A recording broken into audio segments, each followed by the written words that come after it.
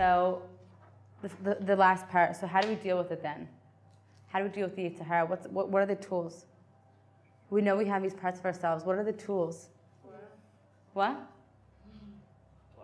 Torah. Barati Yetzer Hara, Barati Torah Tavlin, yes. Torah is the antidote. Torah is the refuel. What does that mean? I have a negative desire. I should go open the Bereshit. I should go open the Torah. I read it. What does it mean practically? What do we do? Ask yourselves, what do I do? What works for you? Meditation. Meditation. Oh, it's so amazing. Meditation. What do you mean? Just like having like this stream of thoughts, and like separating from them for a second and being like, oh, like I'm not these negative voices. I'm not this Yetzer Hara. Like I have. Totally centering yourself, like grounding and recognizing this higher part of yourself. That's what we spoke about when we said about when we were speaking about thoughts, right? Which this guy who kept having, he was a manic depressive, right? And then he woke up one night in a cold sweat and he said, I can't live with myself anymore. And if I can't live with myself, then who's the me, right? There's this higher part of ourselves. The fact that I can think about my thoughts means I am higher than my thoughts. The reality that I'm sitting here saying, okay, should I have that chocolate cake? I always use chocolate cake. I don't even like chocolate cake. You should just know. I would go for like Gushers, but we'll go with chocolate cake. It seems to be that people usually like chocolate more than Gushers. I like candy, right? It's like, should I have that chocolate cake? Should I not? The fact that I'm having this discussion in my own mind means I am above the chocolate cake. But instead, we limit ourselves. We literally put ourselves in a box, right? And we're saying, should we have, how do you make a chocolate cake? Sprinkles? Okay, I'm confused, okay? Like, this is me. This is me. Right. I'm thinking techol, sheitel, I'm confused, okay? Whatever, okay? This is Olivia. You're the closest thing to Bangs. Or maybe Sam, okay? This is you and you're like, chocolate cake, right? And then you're like, should I have it? Should I not? Should I have it? Should I not? I like the chocolate cake. Then you're like, I can't believe I'm having this thought. Oh, I'm just going to have a stupid chocolate cake. Instead of recognizing, actually, you're meta this picture. You are above this picture. You're thinking. You are watching yourself having that. You're watching yourself saying, should I have this cake or not? Right? You are literally watching yourself say, if we're all able to, I wish we could do guided meditation and group meditation. It would be so powerful. Even just for a moment here, like, watch yourself listening to me. Watch yourself in this room right now. That means you are above it. You're above your thoughts. You're above your desires. Instead, we identify with that. What is my identification? My identification is I'm a soul. I'm a soul. That's who I am. I'm able to see myself having these desires. Right? So what's the tool for the Yetzer Hara? What's Sam saying? What's Sabrina saying? What's the tool? Well, kind of ground yourself and realize that you're back here. You're actually here, which means it's the same thing. You're connected to the Torah. It's the same idea. There's something bigger than just this physical world. What else? What works for us? Prayer. Sorry. No, don't. What? Prayer. Right, don't apologize. Not just praying, but really saying like asking God to remove the craving or remove the Yetzer Hara voice, and then trusting that God can actually do it. Because oftentimes you're just like, God, just take it away, but you don't actually believe that God can take it. You're not letting go of it because you don't believe that God can take it away. So actually letting go of it and letting God take it. Beautiful. I have something to add to that, yeah? Get away from it. Yeah. That's a really big one, right? Which is just step away, step out of it. Stop trying to be Superwoman. Stop trying to be Superman of like, okay, fine, so I'm going to see this, and please, I'm a soul. She even said I'm a soul. The teacher told me I'm a soul, and I'm higher than this, so I could be in the same room as that. Why are you testing yourself? There's enough challenges in your life. Don't put more challenges in front of yourself. If you know there's something, there's a person in my life who I love very dearly. For my emotional well-being, she's not good for me. Okay, just, we spoke about the person who's just like, you get angry every time you speak to them or see them, right? So it took me quite a while to realize whenever I speak to this person, I leave angry. I'm upset by her, okay? do I have to work things on my, yes, it's me. You cannot change anyone other than yourself. Anyone. You can't change your spouse. You can't change your kids. You're not going to change anyone. I'll save you many, many years of fruitless tryings and effort if you just realize now you can't change anyone but other than yourself. And even if you think you changed someone, then either it's really they changed themselves, or else they did it for you, and they'll just I know quite a few people who they quit smoking because the person wouldn't marry them unless they quit smoking. And then the moment they got married, they went back to smoking, right? You're not going to change anyone other than yourself. But I know I have to work on myself. It's totally my midos. Like, if you just accept people, you wouldn't have to separate yourself from them.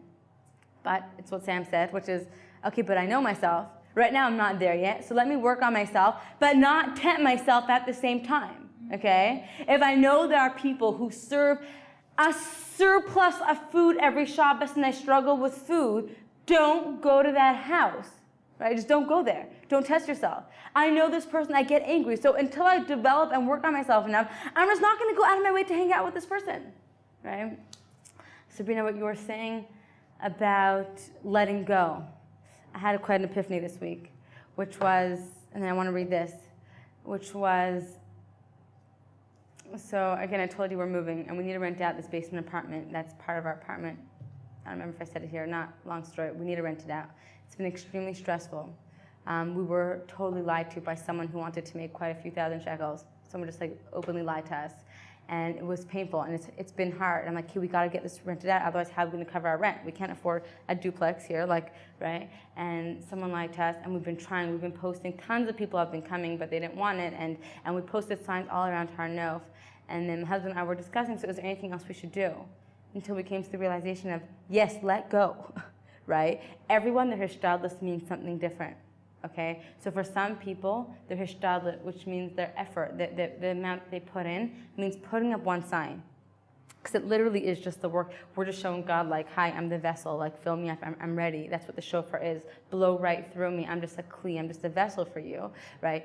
So for some people, it really is putting up that one sign. I felt like I have to put up 100 signs. So I put up 100 signs.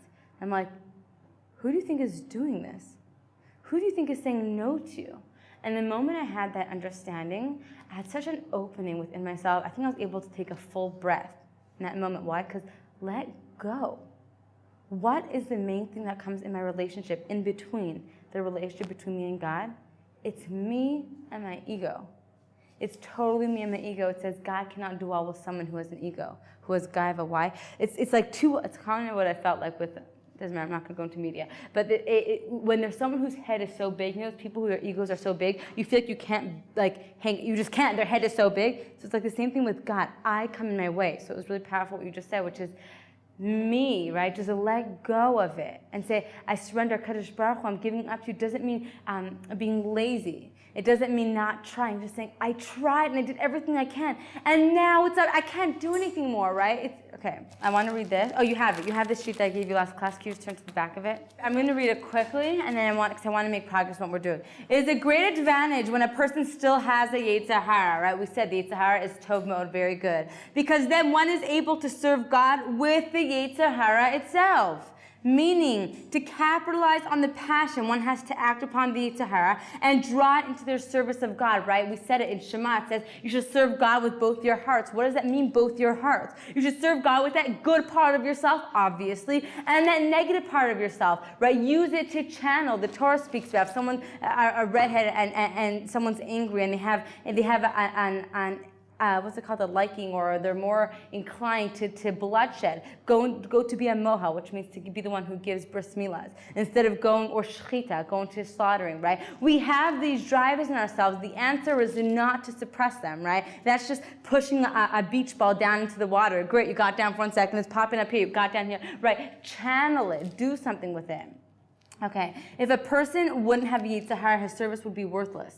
It's for this, do you hear that? If we didn't have Yetzer Hara, our service would be worthless. It's for this reason that God allows the Yetzer Hara to expand itself within men, even more so in people who truly want to connect with God, right? It says the greater the person, the greater is their Yetzer Hara. Even though that through its strength and expression, it will bring man to sin and other mistakes. So don't worry, we're going to mess up. It is still worthwhile because of the movements towards goodness. Whenever a person garnishes the courage and strength to run away from the Yetzer Hara and move towards good, these are precious moments to God, far more than it would do all the rest. Listen to this one line. These are precious moments to God, far more than if one would do all the right things in their service for 1,000 years without a Yetzer Hara. Do you hear that line? Even when we have the Yetzer Hara and we run away from it and we channel it, that is way more precious to HaKadosh Baruch Hu than if our entire life I never had one negative desire and I just kept doing the right thing by rote or by whatever it is, that I wasn't tempted by things. More than 1,000 years of doing the right thing, that's not worth it to God if you didn't have the Yetzer Hara. For all of the world, spiritual and physical, we're only created for mankind whose whole greatness lies in the fact that people have a Yetzer Hara and they can stand against it, okay? What are we doing with the Yetzer Hara? I'm sorry, I'm going to rush a bit right now. We're channeling it. When Yosef HaTzadik, when he was in Egypt, remember he was the viceroy in Egypt, we're familiar with the story, and Pharaoh said that there's going to be a famine, and he predicted there's going to be a famine. What did Yosef HaTzadik do? He separated the grain to put it in the storage. Yeah, for how many years?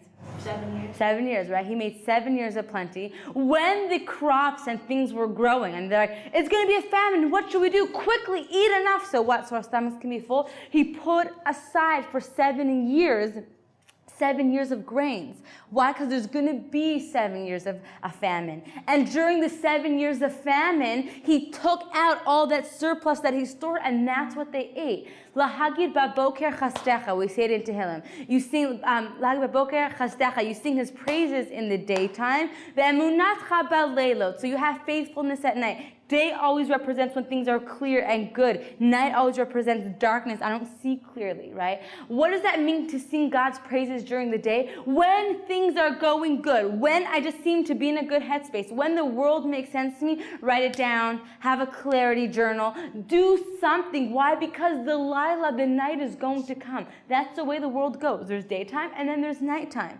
So store up during the years of plenty for the years of famine. Does that make sense? Right? Yeah? When there's things are making sense to you, so store up. Why? Have a clarity journal. Okay? Oh, I get it. Why? I know I'm going to go through depression again. So let me read this when I'm going through depression. Dear Shira, I know I have complete clarity that blank, blank, blank is true. Why? Because when we get into that low space, we tend to believe our thoughts. So read what's actually true when you wrote it down, when you had the clarity. When I had the clarity, I wrote this down. Now that I'm in a dark place, I know myself well enough to not trust my thoughts or what I'm believing. And let me read what's actually true.